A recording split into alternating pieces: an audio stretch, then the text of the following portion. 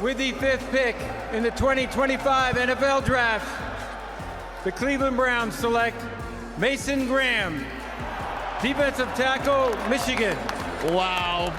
Browns fans, welcome in a Wolverine.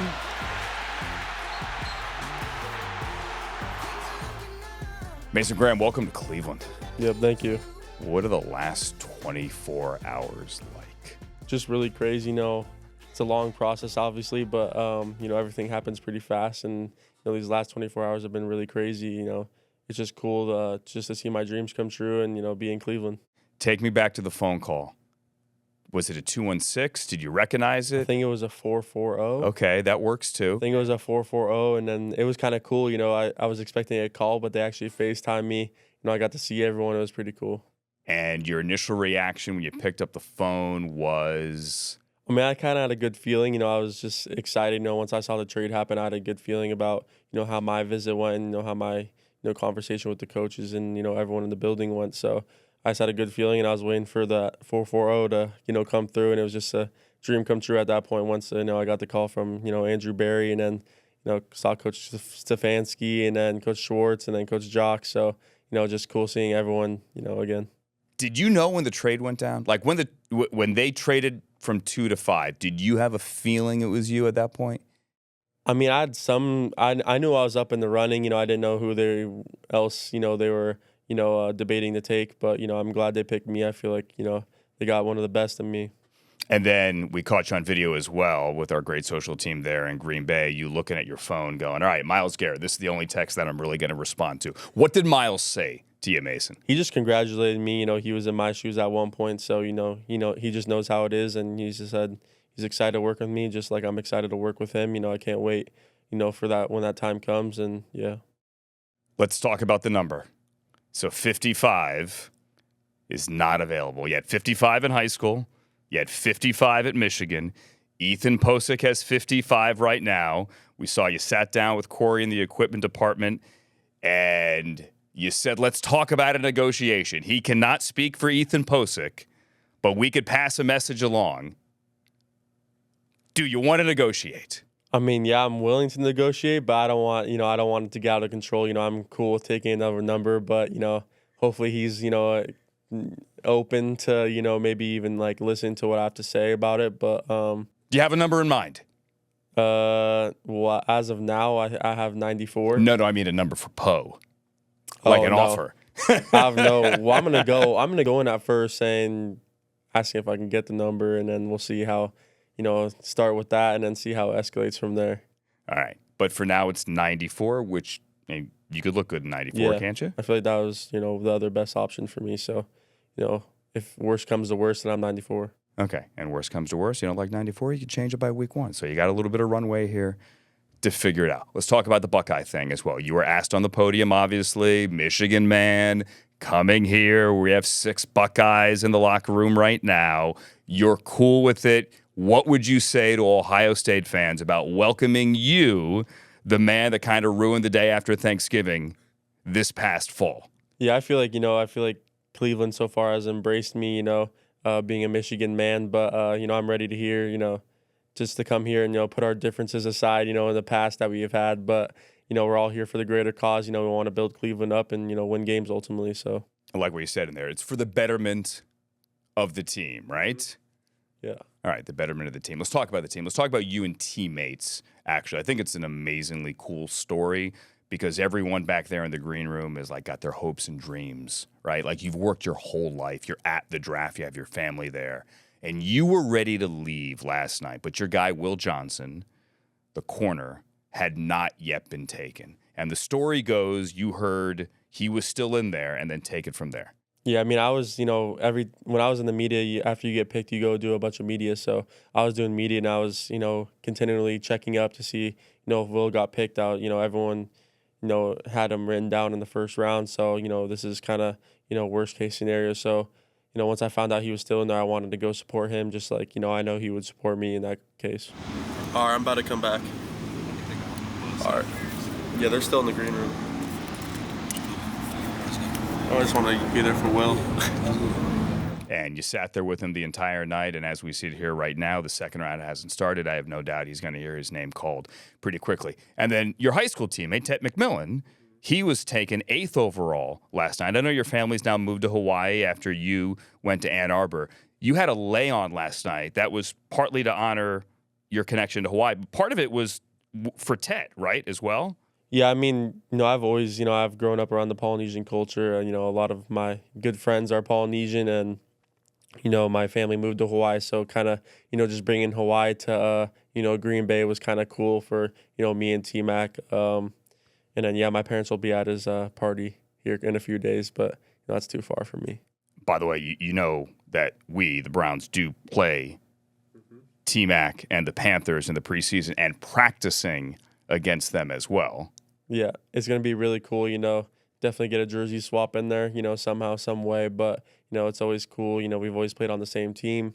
So now it's going to be cool playing on different teams. And the Dolphins in the regular season for Kenneth Grant as well. Same story there. We're competitors. We're gonna want to outdo each other. But at the end of the day, we're best friends, and we're gonna jersey swap too, and chop it up after the game. I saw something from a year ago in which you said you guys are peanut butter and jelly. Is that right? Yeah, that was kind of a thing. And I think someone else gave us that name, but we had a little celebration, but it didn't end up going through. All right, help me out. Are you peanut butter or jelly? We never decided that. We were just one or the other. Which would you want to be? I feel like this isn't like one of those pre-draft tests that it determines your personality. I feel like it doesn't really matter. I feel like they're just just two that go together to make one. Makes all the sense in the world. Last thing, you are a very calm, and I mean this in a good way. Like you're a low-key, mild-mannered dude. Yet the Mason Graham we see on the football field, that's a different dude.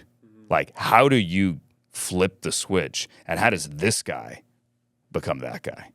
People always ask me that. It's a question I get frequently. They talk to me, and I can have a simple conversation like this. But once those, the helmet comes on and the white lines I'm playing in between those, it's me versus you at the end of the day, and then I'm gonna come out on top. Almost every time, if not every time. So that's just always the way I played the game. So, yeah. And because everyone loves two-way players here, Mom and Dad told me that you were a running back as a kid for a minute. Oh, so, yeah. Do you want to carry the ball? I mean, I could carry the ball if they needed me to. I'm going to do anything I can. All right, coming to a backfield, both in the backfield as a defensive tackle and maybe carrying the ball as well. Mason Graham, congratulations again. Welcome to Cleveland. Can't wait to see you out there on the field. Yeah, thank you. Appreciate it. It's one thing to interview the first-round pick. It's another thing to get the story behind the first-round pick, to talk to the family, because Mason Graham wouldn't be here without Alan, Kim, and of course without Grandma, because Grandma, mothers are a necessity. Grandmothers are a luxury, Linda. My grandma's always the one to get me. Welcome the Graham family to Cleveland. How are you guys? Great. Thank you for having us. Congratulations. Yeah, thank you very much. What's the last 24 hours been like? Whirlwind. Crazy. Yeah, it's been crazy. It's been a long time coming, but I'm glad Mason is glad that it's come to an end, and at least he knows where he's going to go play and who he's going to go win with. Grandma, what do you think? It's unbelievable, but believable at the same time. It's something he's worked for a long time. Let's talk about the work, because you don't get here overnight. You also don't get here without a support system like this, obviously, taking him to soccer practice and rugby practice and football practice. What has this journey been like for all of you? It's been amazing, for us, Mason, he's an active kid growing up, so he's played every sport under the sun, just as the sports that you just listed. So he was pretty special. You can tell early on that he was a little bit different. You don't know how different or how far they can go. You know what I mean? And you mean different in a good way? In a good way. An endearing way. Just, killing it on the field, and you can see he's better than the majority of the kids out there. And so, but, you might be a little bit biased in your mind, you think, but when you start getting feedback from the other parents, and so you start to like, oh, maybe he's got a shot maybe down the road. When did you know? When he went to high school, and he was playing in the Trinity League, which is, the top league in the country for high school sports. And just to see the gradual level of what he was capable of doing in the games, and then having to play both ways, he had to learn offensive line also. So it was just, we saw that, okay, he took it to a whole nother level. And getting those first offers, it was just like, okay, he's going to the next level now. This is really happening. So, yeah. I saw a picture of him as a running back as a kid. Is that real? He grew up, so he always was a running back and middle linebacker. That's what he played all the way up till 8th grade. And then when he went to high school, he was like, I want to play linebacker still. And they said, well, your build isn't cut out to be a linebacker anymore. You're going to have to learn defensive line. And so he went with it. I mean, he loves defense, though. He loves hitting. That's just him. So, yeah. But Linda, you'd like to see him carry the football, I'm assuming, right? I can tell you a cute story. So his first sport was Pee Wee soccer, and it was with girls and with boys. And so we put him on the field, and he always watched football on Dad's lap. So he thought he was playing football. So he grabs the soccer ball like this, and he's running for the touchdown with one arm out, and he knocked down every kid that got in his way. And the parents were just having a fit. So the coach came over, and so Kim is going, Alan, get him off the field. He's going to hurt somebody. and his grandpa was saying, no, let him go. And then the coach came over and said he's in the wrong sport. So that was his last game. Yeah. He wasn't. Signed him up for football after that. And I think it worked out okay. How do you think, coming from Michigan, he was just asked the question on the podium, he's going to adjust now as the Michigan man in a state full of Buckeyes. Dad, what do we think? Oh, he's going to be fine. College is done. You know what I mean? So you got new teammates wherever you're going to go. So he understands that. He's with his agency that he's with. Will Howard is with the same agency. Mm-hmm. And at the combine, they met again and dapped it up. Whatever, everything's water under the bridge. And he did the same thing too at the combine with what's his name? The Jack Sawyer. Jack Sawyer, defensive end Jack Sawyer. Sort of like we're on to the next chapter now. Yeah. Yeah. And you've traded your Michigan gear now, obviously, for Browns gear. We just got a bag. We got a bag. There you go. You got all the gear. I just need to get a sticker for my car now. So We'll I can work take on the other one off. sticker. We'll get you the sticker. And the question now is, because you guys, after Mason went off to Ann Arbor, you guys moved to Hawaii. You guys are in Oahu. So what's that commute going to be like? Can we see you at Huntington Bank Field coming up this fall? Oh yeah, most definitely. Okay. Most definitely. I think Mom and Grandma are planning to go to London this year. There you go. We're I heard we're talking about playing in it. London, so it looks like they probably will go to London. We'll have to bring sister along, too. Oh yeah, my daughter.